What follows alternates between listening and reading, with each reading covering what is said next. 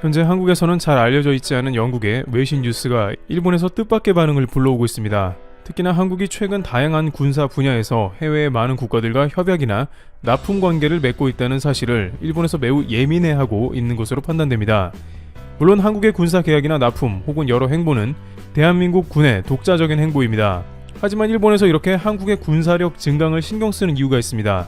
또한 일본은 이러한 정보를 통해서 사전에 한국에 막대한 영향을 끼치고도 있다고 확인되고 있습니다. 한국도 잘 모르는 뉴스를 일본에서 왜 대서특필하면서 논란이 되고 있는지 살펴보도록 하겠습니다. 또한 어떤 뉴스를 주로 일본에서 예민하게 받아들이며 어떠한 계략을 과거에 꾸몄는지도 알아보겠습니다. 우선 영국발 뉴스가 나가기 바로 이전에 일본에서는 한국발 잠수함 뉴스가 한 차례 떠들썩했는데요. 일본은 일단 한국의 잠수함에 예민한 모습을 보였습니다. 한국은 잠수함을 보유하면 안 된다거나 아니면 한국 잠수함 기술은 좋지 않고 형편없다는 논리를 자주 펼치고는 했는데 이번에 뉴스가 계속 나온 것입니다. 우선 한국은 대우조선해양이 인도네시아의 1차 잠수함 주문분을 인도한 것을 일본 언론은 보도했습니다. 특히 해당 잠수함은 한국의 기술력으로 인도네시아의 8조선소에서 완공되어 납품되었다는 소식이 들리자 인도네시아는 가격이 저렴한 한국 잠수함을 주문했는데 그것은 실수이며 어떤 문제가 생길지 모른다고 폄하했습니다. 관계자들은 일본에서 한국의 해군 군사력의 핵심 전력이 증강하는 데 있어서 적지 않은 경계감을 가지고 있다는데요. 왜냐하면 한국은 육군 전력이 일본을 압도하기 때문에 그나마 일본이 해상에서 우위를 지켜야 한다고 생각하며 그것은 한국의 해군 군사력을 어떻게든 경계하고 있다는 표시입니다. 그래서 뉴스가 계속 나오는 것인데요. 이번에는 잠수함이 아니라 영국발 항모 뉴스가 외신에서 등장하면서 일본을 적지 않게 긴장시키는 모습입니다. 한국과 인도네시아 관계라면 좀 신경이 덜 쓰이지만 이번 것은 한국과 영국의 관계로 내용은 더 충격적인데요. 영국의 텔레그래프는 영국 항모의 기술을 한국으로 팔고 싶다는 의사를 전해왔다는 보도를 전격한 것입니다. 그것도 영국 해군의 대표적인 항공모함인 퀸 엘리자베스에 내재된 각종 첨단 기술을 한국에 판매하는 방안인 것입니다. 안 그래도 한국은 경항모를 도입할 계획이었는데 영국에서 이를 인지하고 있다가 수출하려고 하는 것이죠. 텔레그래프는 한국과 영국이 관련 내용에 대해서 비공식으로 관련 사안에 대한 논의에 들어갔다고 보도했습니다. 그들은 한국의 경항모 개념 설계 업체가 영국 업체와 협의를 했고 영국 언론은 한국의 기술 수출을 위한 비공식 대화를 시작했다고 전했습니다. 한국 정부의 한 관계자는 이날 영국과 항모 기술 협의를 위한 정부 간 공식 협의는 없었다면서 한영 업체 간의 협의는 있었다고 밝히기도 했습니다.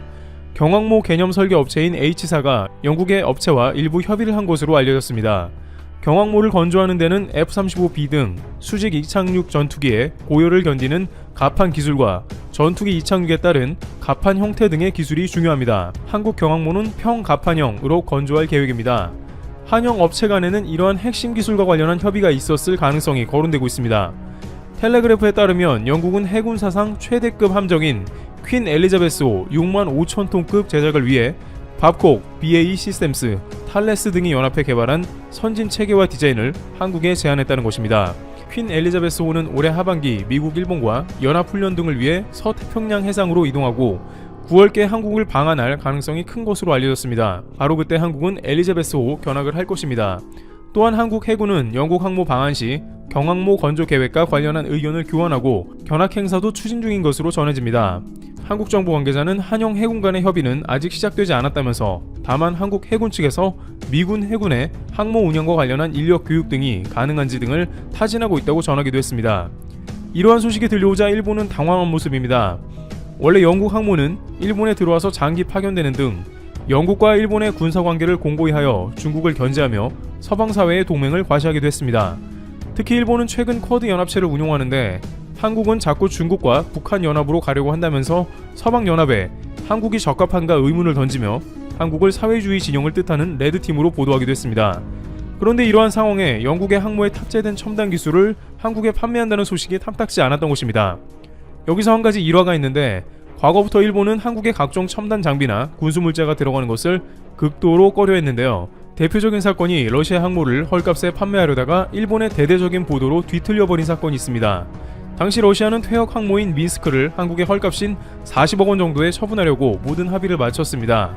과거 소련의 주력 항모였던 4만 톤급 민스크호는 이제 퇴역함이 되어 한국에 넘겨지려고 했던 것이죠. 그런데 이 가운데 일본 공영방송인 NHK는 한국에 넘어오려는 민스크호에 대한 방송을 내보냈습니다. 그들은 민스크호가 여전히 각종 첨단 장비를 갖췄으며 그대로 한국에 들어갈 경우 한국의 무장화가 예상되며, 이는 러시아가 한국의 중요한 안보 자산을 그냥 넘겨주는 꼴이 된다면서 크게 방해를 한 것입니다. 당시 러시아는 한국의 항모 전체를 그대로 넘겨주려는 계획을 일본 방송을 보고 내부 첨단 장비를 모두 파괴했으며 항모의 활주로까지 파괴하여 한국의 말 그대로 몸통만 넘겨줘 한국도 활용 가치가 대폭 떨어졌다는 것입니다. 결국 이 항모는 키예프급 항모로 한국이 전술적인 활용 가치가 무궁무진했으나 한국에서 어느 정도 연구 뒤 중국으로 다시 역으로 수출되면서 일단락되었습니다. 일본의 방해로 한국은 중요 기술을 놓쳤다는 것입니다. 사실 한국의 군사력의 많은 부분은 미국이 전수해준 기술보다 러시아에서 온 것이 많다는 이야기가 있을 정도로 러시아는 냉전 시대를 호령한 군사 기술을 한국의 다양한 루트로 전달해주다가 일본이 방해를 놓은 것입니다. 또한 일본에서는 과거 독일이 잠수함 기술을 한국에 넘겨줘 관련 기술로 한국에서 잠수함을 건조하게 되었을 때에도 일본 언론은 사전에 이를 비판했으며 독일은 한국의 기술을 유출해서는 안 된다고 지적하기도 했습니다. 이 와중에 영국의 첨단 항모 시스템을 한국에 이식한다는 것은 당연히 일본 입장에서는 쉽게 넘어갈 일이 아닙니다. 이러한 뉴스에 많은 대중들은 영국과 일본의 동맹을 훨씬 더 강화할 필요가 있다. 그래서 영국이 한국 같은 서방 동맹 라인이 아닌 국가의 주요 기술을 넘겨주는 것을 금지하도록 사전에 설득해야 한다고 주장하고 있습니다. 또한 한국은 이 기술을 다시 중국에 판매할 것이다. 민스크 항모를 넘긴 것과 비슷한 그림이다 라고 경계합니다. 아직 한국 H업체에서는 영국의 기술을 받아들일지 결정을 하지 않았음에도 불구하고 과하게 경계하는데요. 일본이야말로 내로남불의 자세를 보이고 있습니다. 최근 일본은 대마도에 전자전 부대를 배치하기로 했습니다. 한국을 스캔하려는 의도가 다분히 들어갔으며 한국의 미사일을 감지하려는 의도도 보입니다. 물론 이는 한국의 순항미사일인 현무에 대한 경계로 해석되는 부분입니다. 전문가들은 전술핵 미사일급 현무는 일본 전역을 사정권으로 할 수 있을 정도이기 때문에 예정과 같이 한국을 얕보기는 어렵다는 의견을 냅니다. 그것은 일본뿐만 아니라 중국, 러시아 등 주변국 모두 한국의 미사일 사거리에 대한 우려를 표할 정도입니다. 따라서 한국이 미사일과 공군력을 키워가는 데다가 엘리자베스급 항모까지 건조하게 된다면 일본 입장에서는 6회공 모두 점차 일본이 밀려간다는 우려가 됩니다. 글로벌 파이어 평가에서 한국은 6위, 일본은 5위이기 때문에 한국은 일본의 턱 밑까지 추격해왔으며 한국이 해군력만 증강시키면 곧 일본을 따라잡는 예상도 됩니다. 게다가 한국에서는 경항모가 아니라 내친 김에 5만 톤급 이상의 항모를 계획하는 게 어떠냐는 의견도 나옵니다. 한국 조선소에서 영국이나 미국 등 항모 기술을 도입해 건조가 불가능한 게 아니라는 관측입니다. 그렇게 되면 명실공히 동북아시아에서 다양한 스펙을 갖춘 한국의 6회공 군사력이 막강해질 수 있다는 것입니다. 2025년까지 약 300조 원의 예산 투입이 예정되어 있고 일본을 제외한 주변국은 오히려 환영하는 분위기입니다. 아무래도 중국을 견제하는 데 있어서 한국의 군사력 상승이 더욱 도움이 되는 이유인 것입니다. 게다가 한국과 영국의 국방장관은 지난 1월에 양국 간 국방 교류 협력 방안을 이미 논의한 바 있습니다. 국방부에 따르면 서 장관은 이날 통화에서 최근 영국과 유럽연합의 미래관계 협상 타결을 축하하고 브렉시트 이후에도 6.25 전쟁 참전국이자 전통적 우방인 영국과 국방협력을 지속해서 발전시켜 나가기를 희망했습니다. 양국의 관계는 부드러우며 최대한 국가안보에 관한 각종 사안을 협의하기로 했으므로 항모에 관해서도 역시나 충분한 기술 교류가 있을 것으로 관측되고 있습니다. 한국은 영국의 주요 우방국 중에 하나인 것입니다. 이와 같이 한국은 점점 더 국방력을 강화하고 있습니다. 그 가운데 한국을 지속적으로 방해해온 일본은 이제는 딱히 손을 쓸 방법은 없을 것으로 보입니다. 트래블튜브 여기서 마치겠습니다. 감사합니다. 대박. 여러분, 일본 글자 한국에서 만들어준 거 아셨어요? 이번에 고바야시 노시노리라는 히로시마 대학 명예교수가 한 말인데요. 이분이 이번에만 그렇게 주장한 게 아니라 2002년 한일 월드컵 때부터 주구장창 주장하고 계신데 이번에 아주 또 세기를 박으셨네요. 심지어 이거 유인촌 씨가 진행하던 역사 스페셜에서도 특집으로 다룬 사건입니다. 하긴 아베도 한국계라는데 일본은 한국 없이는 못 사는 나라인가 봐요. 아니 근데 은혜를 그렇게 원수로 갚으면 어떡해 이 사람들아. 어이구 잘 합시다 좀. 예? 글자도 만들어준 나라한테. 근데 이 사실을 들은 일본인 반응이 어떨까요? 아주 그냥 열폭에 오열에 난리 났습니다. 우리가 입장을 한 번만 바꿔서 생각해 봅시다. 한글을 세종대왕이 아니라 일본 사람이 만들었다고 가정한다면 와 진짜 생각만 해도 소름 돋습니다. 근데 어쩌나 이 소름 돋는 상황이 일본에게는 현실입니다. 이 와중에 일본 한 극우 성향 정치인이 일본 자국 내 한글 표기 안내를 언급하며 시간 낭비라고 말해 논란이 일고 있습니다. 아이고 아저씨, 한글도 우리가 만들었고 당신들 가타카나도 우리가 만들어준 거예요. 그렇게 시간 낭비라고 생각되면 그냥 상용 문자 같은 걸로 새로 만들어서 쓰세요.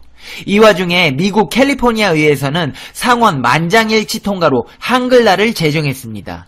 아니, 한글은 이렇게 국제적으로 위상을 높이는데 가타카나는 한국에서 넘어갔다고 일본 학자가 말하니 일본 사람들 열 받을 만도 하겠네요. 근데 일본이 당황할 일은 이게 전부가 아닙니다. 일본 정부에서도 당황할 일이 하나 더 있었습니다. 한국 정부가 국제원자력기구에서 일본 후쿠시마 원전 오염수 해양 방류 우려에 대해 국제적 공론화 과정을 거치자 일본이 당황하는 모습을 보였다는데요. 지금부터 이 모든 소식들을 팩트 맛집, 팩트 폭격기, 페페TV에서 팩트로 낱낱이 털어드리겠습니다. 당신이 구독해야 할 단 하나의 채널. Information Broadcasting. 페페TV 팩트 체크. 일본 가나 문자의 모체가 신라인이 한자를 읽을 때 사용하던 구결로 추정할 수 있는 단서가 발견돼 한일 학자들이 공동 연구에 나섰습니다. 신라 구결이 일본 문자 형성에 직접적인 영향을 미친 것으로 밝혀질지 주목이 되고 있습니다. 일본 가나 문자의 기원으로 통하는 동대사 풍속문고입니다. 최근 이 문서 앞면에 있는 신라 구결로 보이는 다양한 부호들이 발견됐습니다. 신라 표원 스님이 지은 일종의 불교 개설서로 한자 기록과 함께 황갈색으로 덧칠해진 부호가 뚜렷합니다. 한자를 우리식으로 읽기 위해 토를 달아놓은 것으로 최근 한일 공동 연구를 통해 신라 구결로 밝혀졌습니다. 한국기술교육대학교 교수진은 이렇게 말했습니다. 일본식으로 해석할 때는 문제가 있고 신라식으로 해석할 때는 훨씬 더 적극적이고 좋은 증거들이 많이 있기 때문에 예를 들어 설경불이의 경우 경자에 붙은 점토에 의거해 일본식으로 해석하는 것보다 구결식으로 읽으면 경을 설하는 부처님의 뜻으로 자연스러워집니다. 또 최근 일본에서 발견된 화엄경에서도 신라 구결의 흔적이 발견돼 당시 신라의 한문 독법이 일본에 고스란히 전해진 것으로 확인됐습니다. 라고 말했습니다.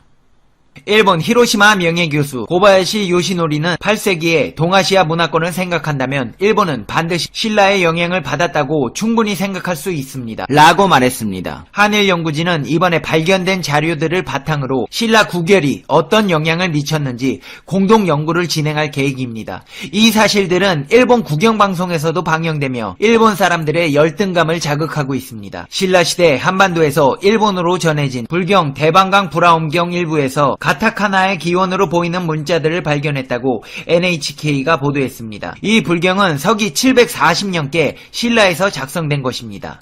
현재 일본 나라현의 사찰인 도다이사에 소장되어 있습니다.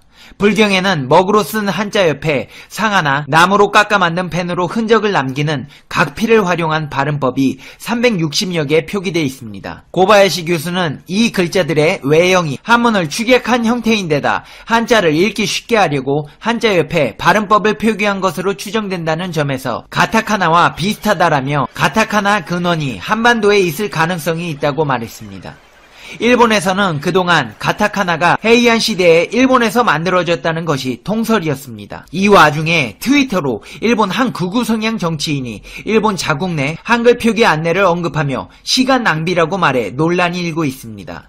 일본 홋카이도 현 의원 오노데라 마사루는 지난 20일 하네다 공항 모노레일역 전광판에 한글 표기를 찍어 올리며 이같이 말했습니다. 그는 사진에 대해 이곳은 하네다 공항 모노레일역이라고 소개한 뒤 한국은 언제나 자신들의 영어 교육이 일본과 비교했을 때 훌륭하다고 자화자찬한다고 말했습니다. 아니 근데 이거는 사실이지. 일본에서 맥도날드를 뭐라고 하시는지 아십니까?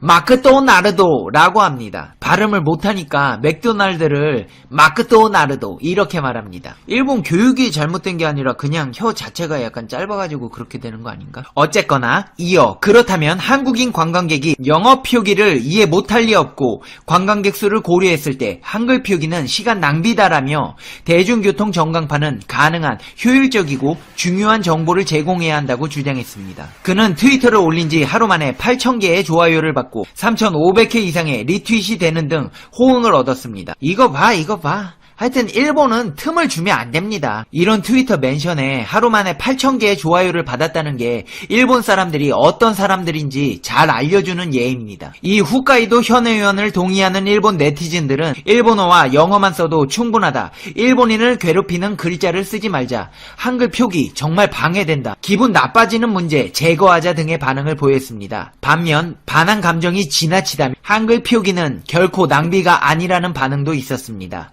그러나 이에 대해 오노데라는 당신의 주장대로라면 이탈리아어나 러시아어, 아랍어나 서바나어는 왜 표기하지 않냐라며 대중교통 전광판의 역할을 인식 못하는 것 같아 유감이라고 응수했습니다. 근데 이 양반 혐한 발언이 이번이 처음이 아닙니다. 지난해 11월 걸그룹 트와이스의 다현이 위안부 티셔츠를 입은 것을 지적하며 NHK는 이런 반일 활동가를 홍백 가압 전에 왜 출전시키냐라고 비난한 바 있습니다. 참 홋카이도 현 의원식이나 돼서 트와이스 안티팬이나 하고 있고 이 양반 진짜 할 일 없나 보네요. 저기 아저씨 일 없으면 제가 업무 하나 드릴게요. 그 아베 신조씨 꼬셔가지고 방사능 농수산물 그거 한국에 안 넘어오게 그거 좀 해봐요. 좀 생선이나 해조류 먹을 때 불안해 죽겠어 아주 그냥. 저만 그런가요? 여러분도 음식 먹을 때 원산지 꼭 보고 드세요. 아, 이거 방사능 말이 나와서 말인데 이번에 한국 정부가 국제 원자력 기구에서 일본 후쿠시마 원전 오염수 해양 방류 우려에 대해 국제적 공론화 과정을 거치자 일본이 당황하는 모습을 보였답니다. 스가 요시히데 일본 관방장관은 한국이 국제 원자력 기구 총회 기조연설을 통해 일본 후쿠시마 원전 오염수 해양 방출 검토 문제를 집중적으로 제기하면서 국제적인 공론화에 착수하자 극히 유감이라며 당황했습니다. 스가 장관은 기자회견에서 한국이 국제원자력기구 총회에서 일본의 후쿠시마 원전 관련 대처를 비판하는 정부연설을 했다며 한국 측의 주장 사실관계와 과학적 근거에 기초하지 않았다는 일방적인 주장을 했습니다. 이어 그는 소문에 의한 피해를 일으킬 수 있는 것으로 극히 유감이라고 말하고 한국이 사실관계와 과학적 근거에 기초해 주장을 행하도록 거듭 강하게 요구할 것이라고 강조했습니다.